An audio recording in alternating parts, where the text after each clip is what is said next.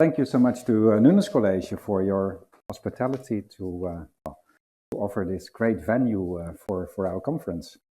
I was aware, and maybe people online abroad were aware as well, that your head teacher, when he was presenting the school, he was outside of the building with the bike park behind him. And that's usually one of the topics that we use, and maybe you have also used during one of the tasks in this project, where pupils tell about their daily school life, and for instance about how they commute to school. And in some countries, pupils go to school by school bus, in other they go by public transport, and most pupils here go by bike or by fat bike, which is definitely not the same category, by the way. That's always a very interesting topic for pupils to have a first intercultural experience, and also a reason for reflection. So it shows already that everyday experiences can turn into very interesting intercultural exchanges, connections, and activities when you are in touch with peers, with fellow pupils from other schools in different countries. Things that you can never realize in such a way when you try organizing authentic communication between peers within the same classroom, who always discuss about anything and everything, but not particularly have this kind of intercultural experiences that you may have when you have opportunities to be in touch with pupils from different cultures, different languages, different countries. But maybe sometimes even when you organize it with a school 10 kilometers away, can also already be a reason for having a completely different experience and background. And there will be several presentations today that deal with those practical issues. And in my presentation, I will be discussing some ideas about the background of engagement, task engagement, and how this is organized and how this relates to the learning of pupils in intercultural communication, but also learning and development of teachers who organize such connections and therefore also have their own task engagement in the organization and in the connection with their colleagues abroad. I did already have the pleasure and the honor to participate in, I think, Christy, from 2008 in the first Erasmus Plus project, NIFLAR, that we organized also with an international consortium. And we set our first steps in relation to online communication with completely different tools than we now have, but also with the same kind of enthusiasm and the same kind of challenges, of course, or different challenges, but at least as challenging, in relation to connection between pupils, connection between teachers, connection between organizers.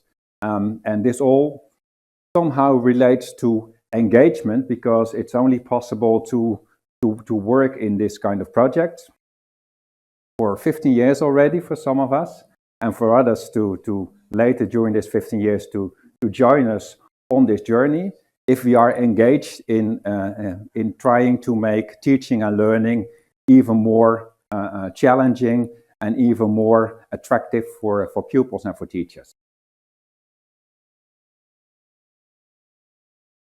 Yeah. Hey. It goes to page 5 once a... How do I go back?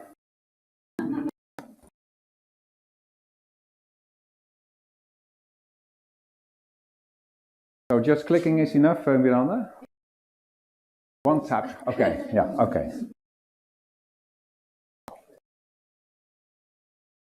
Because what are the powers of exchange about? The powers of exchange, and this can be virtual exchange, but can be any kind of collaboration between pupils and between teachers from different schools, or sometimes already between teachers from a same school in different sections, in different departments. Because in some schools this is not obvious at all, and then seeing how you can collaborate with teachers from different departments can already have an interesting engagement opportunity. So collaborations between students, collaborations between teachers, opportunities for rich language encounters when you work with pupils and with teachers with whom you do not share the same home language. And also rich cultural encounters, because it gives opportunities to work with people with different cultural backgrounds, with whom we share a lot, but also with whom we have lots of explicit and implicit cultural differences. And by collaborating, you become aware of those cultural differences and similarities, and also become aware of your own cultural background and ideas, which is the basis for intercultural learning. So, may lead to reflection on communication, on the languages that we use, on the content of the tasks that pupils carry out in those collaborations, and the tasks that teachers have to develop those tasks. What this means to the cognitive development, so thinking and critical thinking and learning of the pupils, but also of ourselves as teachers and as teacher educators, and our understanding of what culture plays, what kind of role culture plays, culture has in communication and in learning.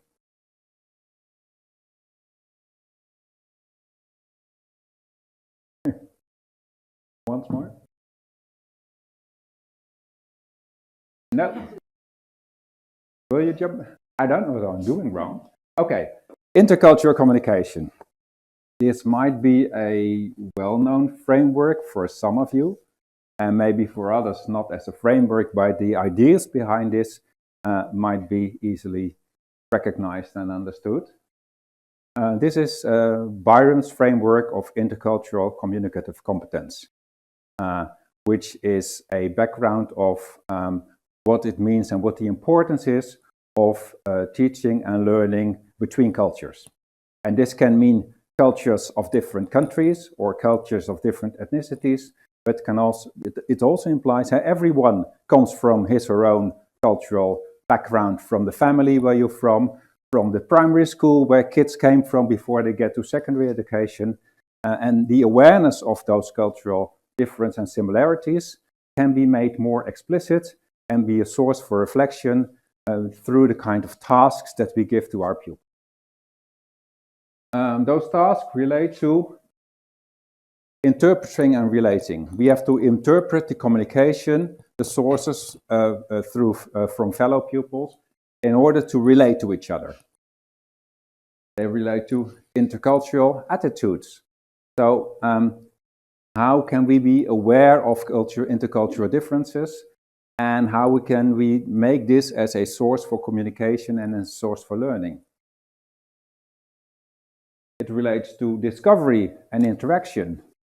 And when we have intercultural connections, we may be amazed by or surprised by differences and similarities in usual everyday issues that we were just not aware of. And that can be an interesting source for interaction and communication. It may relate to knowledge, understanding each other's cultural background, and therefore also better understanding our own cultural background. And this all relates to being engaged. Byron uses French terminology for that, savoir s'engager, being engaged in learning. And when you are engaged in communication or engaged in the learning process, you will have better communication, and this gives opportunities for better and deeper learning.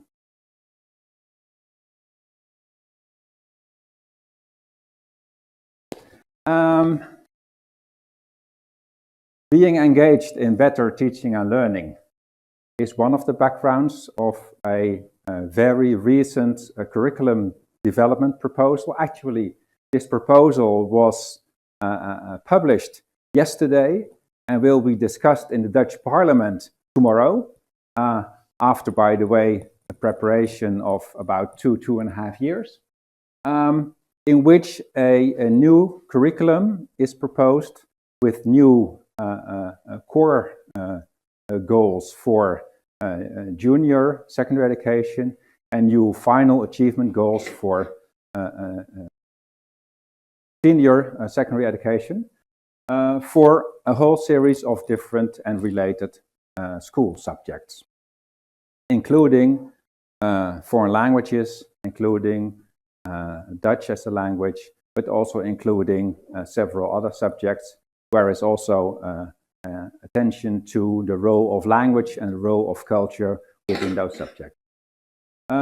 This afternoon, Maite Ibanez will give a presentation on the process of this major curriculum innovation, because she was a member of one of the teams for foreign languages that developed these proposals.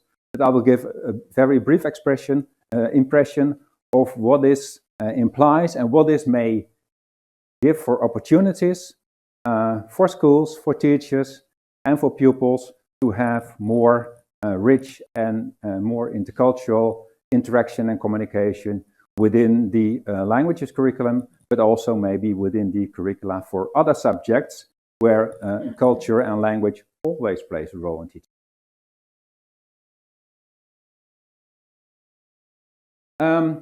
The core achievement goals and the final achievement goals for foreign language teaching and learning in the Netherlands, where let's say 90 so far have been for maybe 90% or over 90% on language, on communication, and learning how to communicate and have some knowledge about how language works.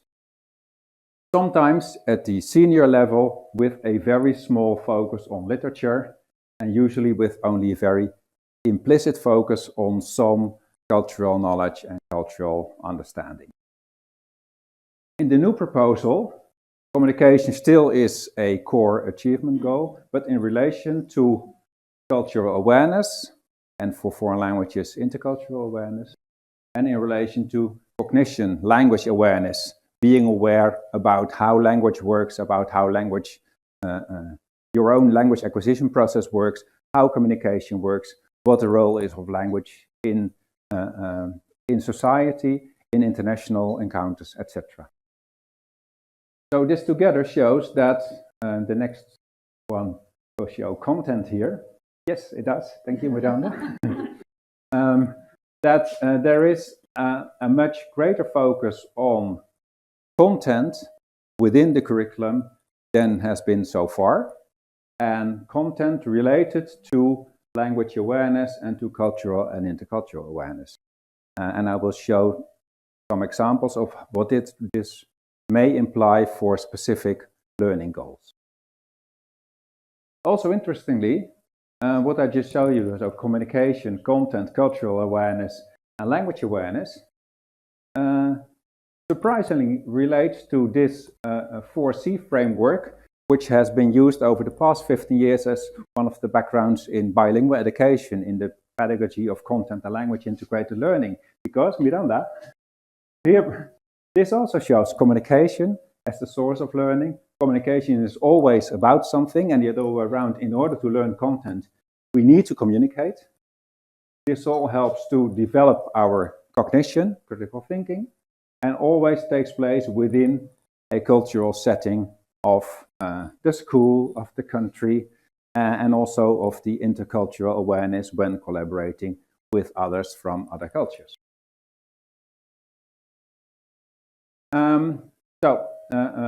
New junior and senior achievement goal programs have been developed. Published only yesterday. People with a Dutch educational background see that it has been developed for all different educational levels, secondary education, for all different kinds of subjects and languages. This shows 3, but for instance also for Spanish, for Dutch, for Turkish, for Italian, and other languages that are less commonly taught in the Netherlands, but also have their status in secondary education. And I'll show you some of the achievement goals as have been formulated and how these may relate to and can be applied when working in virtual communication tasks. That's the first one, related to communication, and the other ones relate to cognition, cultural awareness. We see achievement goals formulated for rich language encounters, for receptive skills, and for productive and interactive skills. And people with a foreign language teaching background may recognize these as focusing on the 4 or the 5 language skills that we are used already to deal with in teaching and learning. But here already you see that there is a greater focus on rich sources, on using language creatively, on interpersonal communication, on processing which is goal-oriented towards what your own needs for teaching and learning, that it's always context-related, always goal-oriented, and most of these can be applied in any teaching and learning task, but maybe online or virtual communication tasks and tasks between pupils with different language or cultural backgrounds gives even stronger opportunities for teaching and learning. At the cognition level, this has been developed for understanding how language works as a phenomenon. When we ask teachers, what do we mean by this? We say, well, grammar knowledge, for instance, but it is much more than that. And on the other hand, how language relates to your individual, your personal experiences. This too may have specific implications and specific relationships to when it comes to intercultural communication between pupils, for instance, in virtual context. Because there directly you are aware of similarities and differences between languages or within a language which is spoken between pupils with different L1 first language backgrounds, which is a source for reflection on language variation and also a reflection on different uses of languages by learners with different linguistic backgrounds. It is quite a difference for pupils to be speaking English with, and we will see examples of that, Dutch pupils speaking English with pupils from Germany or with pupils from Spain, then speaking English with your fellow students with whom you can without any problem communicate in Dutch as well. So we give other opportunities for teaching and learning, and we make communication more challenging, and therefore at the same time we give opportunities to be more engaged in teaching and learning. Even stronger so at the level of individual experience. When you communicate with others using a language which is not your first language and which is different for pupils with different home languages, you are automatically aware of your language acquisition process, and it gives opportunities to reflect on this process. And reflecting on language acquisition and language learning is also a source and a stimulus for language learning yourself. You are in a multilingual environment because you communicate with pupils with different language backgrounds. In virtual context, you are aware of the affordances, so the opportunities of interactive tools that we use, but at the same time you're also aware of the challenges of that. And everyone who has been working in this project or in related project, also as a teacher or as a development, has also been very much aware of those challenges and about how to overcome them. And it is about making connections between those multilingual experiences and what it means for your daily life and your future career outside school, because these also gives opportunities to collaborate with others from other backgrounds and other cultures. At the cultural awareness side, it distinguishes between culture in fiction and culture in society. The first two relate more to the use of fictional text and literature and young adult literature in foreign language teaching programs, which of course can also be sources for communication between pupils from different cultural backgrounds. But the last one is about culture in society, understanding what is specific about your cultural environment, which becomes much more explicit when pupils communicate with fellow pupils with from different cultural environments.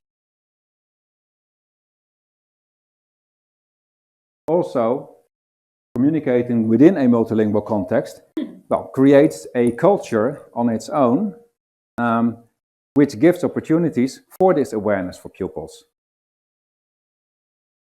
which give opportunities to develop engagement in understanding how communication works and what the role of culture is within that communication situation. I already mentioned the word engagement.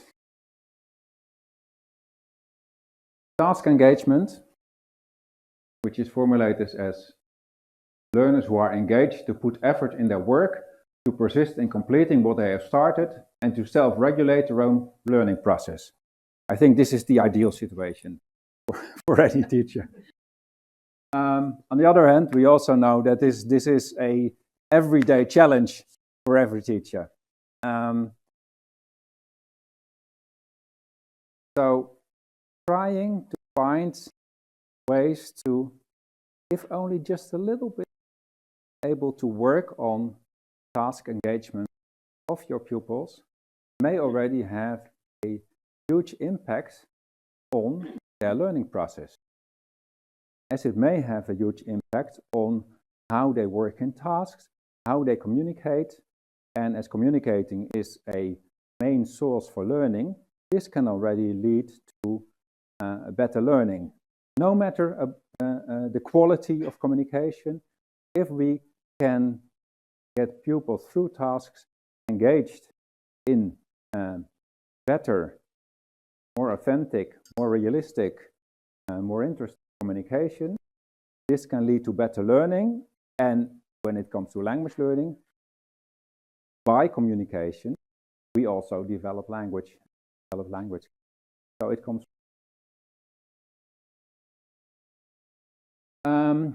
Linda Gijssen, who is a teacher educator herself for English as a language, and who also worked in the previous Erasmus Plus project before the eLife project. She did a PhD study on task engagement in virtual environments, and I will use some of her ideas in this talk and discuss this with you. And Linda distinguishes between engagement in relation to behavior, to skills development by acting, and she used the hands metaphor, to cognition, to knowledge development, and she uses minds for that, and affective or attitudinal engagement, and she uses the metaphor of hearts for that. At the same time, she developed a framework of all the focus points that are related to a successful online conversation task. That is a task in which the hearts, the hands, and the minds can be active and can be involved in teaching and learning and can be involved in being engaged in the task. We also use this framework with our teacher students when they develop tasks for intercultural communication themselves, and also as a source for teachers who have been working in eLife and related projects. You can see here that in order for a task to be engaging for pupils, the task has to be appropriate, of course, for their teaching and learning goals. We have to be able to rely on technology, but also to deal with the challenges of that technology. We have to be aware of the role that language plays in teaching and learning. We have to be aware of the role that working with a distant partner plays during the teaching and learning process. How we can stimulate and support real participation in communication, what kind of tasks contribute to this communicative participation, how does this relate to the topics that are dealt with in these tasks, and are these topics, for instance, from the language curriculum, or are these topics from in collaboration with other subjects within the school curriculum? How these tasks are managed from the teacher's perspective, as well as from the pupil's perspective when carrying out the task. And all when we are aware of and take into account the challenges and affordances of those different focus points, we can work on effective tasks that are engaging for the pupils, engaging for teachers to monitor them, and therefore give the best opportunities for teaching and learning. In Linda's study, she worked in different case studies with partner students, in this case with a Dutch background or with a German background, so pairs of students from a Dutch school working with pairs of students from a German school. And in the context of these case studies, the pupils used English as a lingua franca. That is, both the pupils in the Netherlands and the pupils in Germany were learning English as a foreign language. And using this third language gives them the opportunity to participate. And of course, other models can exist as well. You can also imagine a situation in which the Dutch students who are also learning German use their German as a foreign language to communicate with the German students, who then may also have the role as let's say, the peer teacher of those students. You can also imagine cases in which the Dutch students work with German students who learn Dutch as a foreign language, which is also an elective course in several schools in Germany. And then you would speak each other's languages, for instance, in a tandem construction where sometimes they speak Dutch and sometimes they speak German. Or situations in which you speak your own language, but understand each other's language, which is what we call receptive multilingualism, which can also be a very effective means and source for understanding. But in this case, it was about using English as a lingua franca, so English as the shared and common language for communication. Students worked in different tasks. The first task was about understanding, getting to know each other, understanding each other's background, and telling something about your daily school life, because that is already a way of having some interesting intercultural encounters and surprises. For instance, about how you go to school, or about your daily school program, about what you do during lunch break, about if mobile phones are allowed in class or not.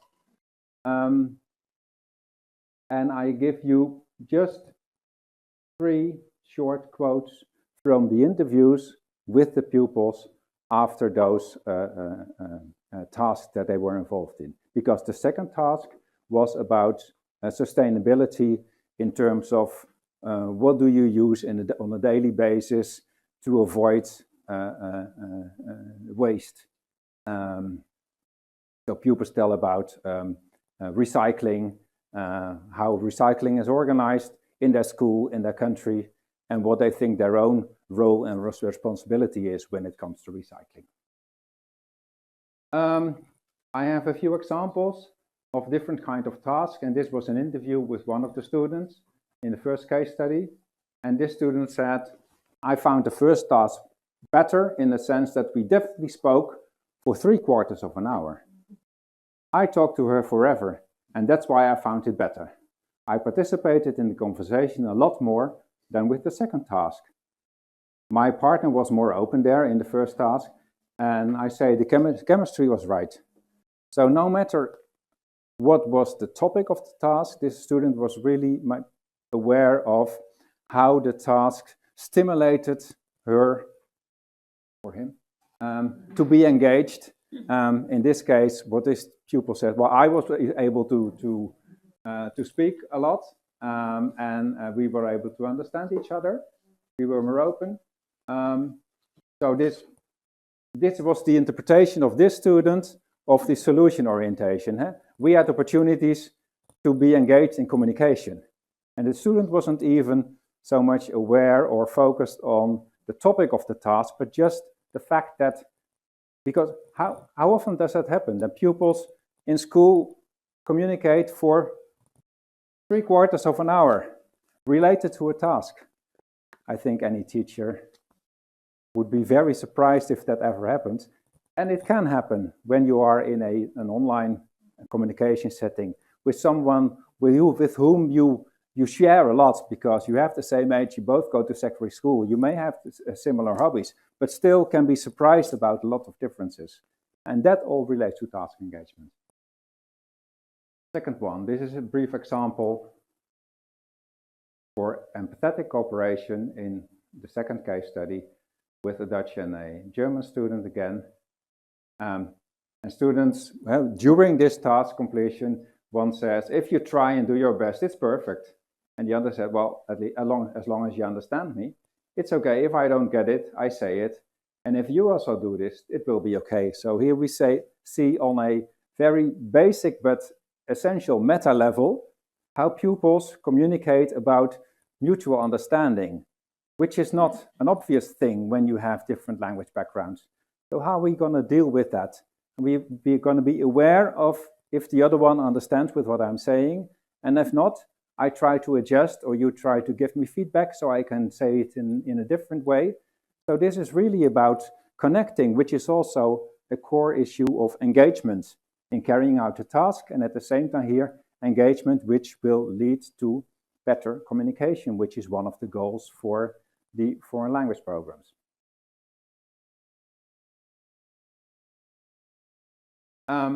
From this case study, this example may relate to task appropriation, so how pupils make the task their own. And here they say, we took the time to discuss things, and I think that was the goal of the task, regardless of whether you understood the statement correctly.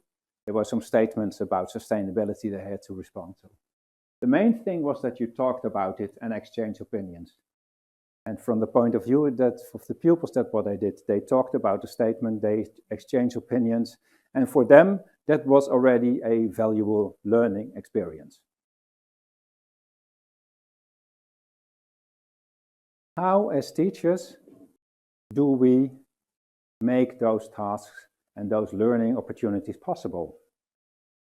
Linda Gijzen defines the concept of pedagogical mentoring.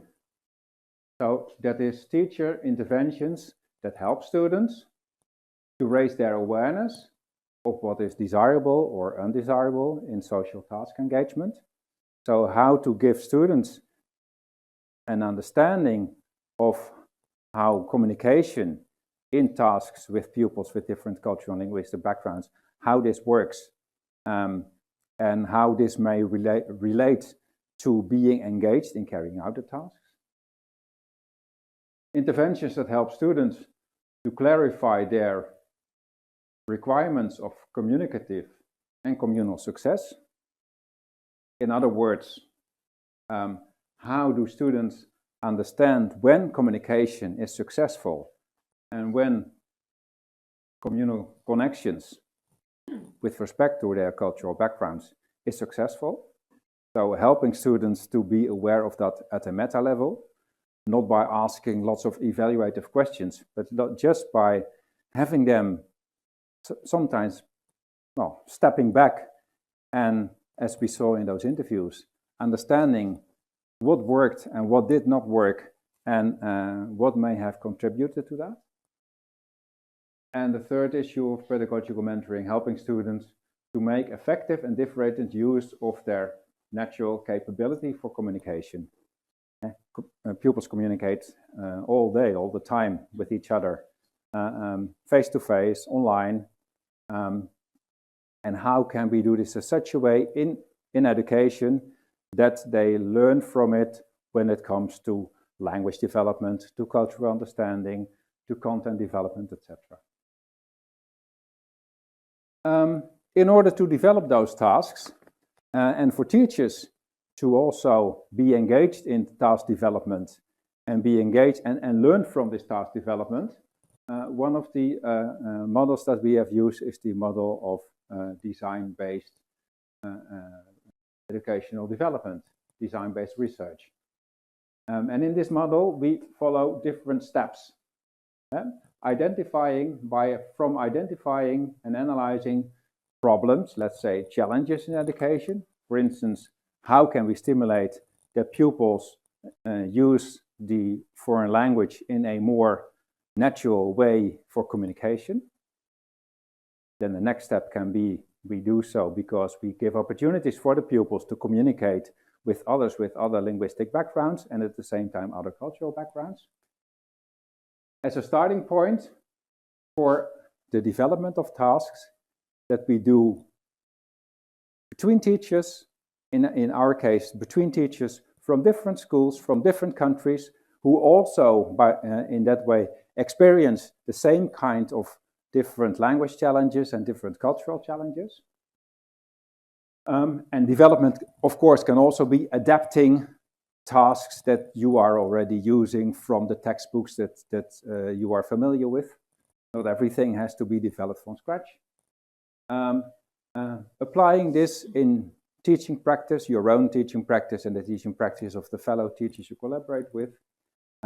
Evaluating the pupil's communicative process and the pupil's learning process, reflecting on it, and then redesigning and using it again, trying again, making it work even better, or seeing how it can be applied in different contexts as well.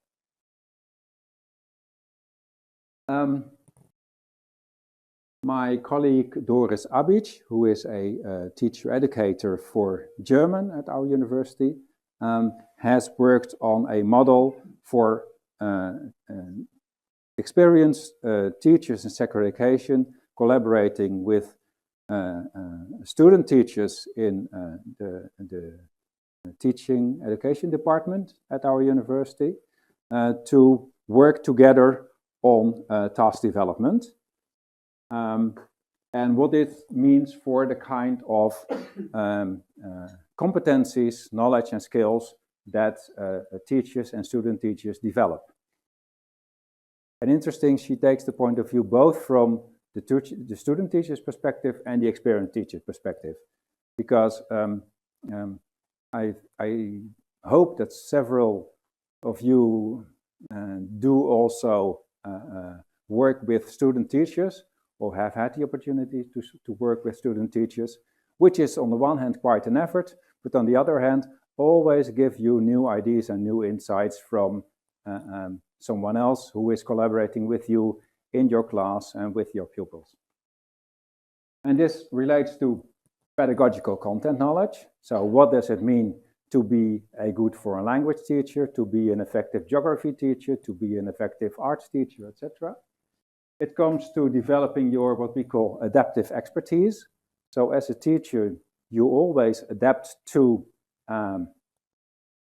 your pupils, to your audience, to their learning goals, but also to their challenges, to what just happened during the third hour on Tuesday morning when you're teaching the fourth hour, and also on what this all means for your own innovative competence. So how by developing tasks and applying tasks and evaluating those tasks, this contributes to your own learning process as a teacher who is capable of adapting tasks to the learning needs for your students. That means that we as teachers, when working as educational designers, when we develop and adapt tasks, when we use them in our own practice, and in this case, together with the practices of your fellow teachers at other schools or other countries, to evaluate them and to apply them again, we work as educational designers and we learn as teachers. We have extra challenges, but also extra opportunities for learning when we do so, collaborating between schools in different countries. This gives rich encounters for us, for you as teachers, for our student teachers, and as it is for your pupils as well. Rich encounters because of the tasks in which automatically you get out of your cultural and out of your linguistic comfort zone. You have to deal with the kind of challenges you would never have the opportunity to deal with within your own classroom. But by being involved in this kind of tasks and being more aware of cultural and intercultural differences and of your own cultural background and position, this also may help to better be aware of and better understand the cultural differences that also exist on the small scale of your own classroom. Because also in any group of pupils, you have different cultural backgrounds, sometimes because of different ethnicities that we have in our class, but also what I started with, your family values and background, the kind of primary school you came from. And being aware of that gives the best way for pupils to better understand each other, to have a better climate, so to say, in school, well, to live with each other, to learn with each other, and to learn from each other. And I think this is also what we have had the opportunities when working in the eLife project, to work with each other, to learn from each other, and to teach each other in how to be better teachers in carrying out tasks for our pupils to become more competent and more engaged learners in a cultural setting. Thank you very much.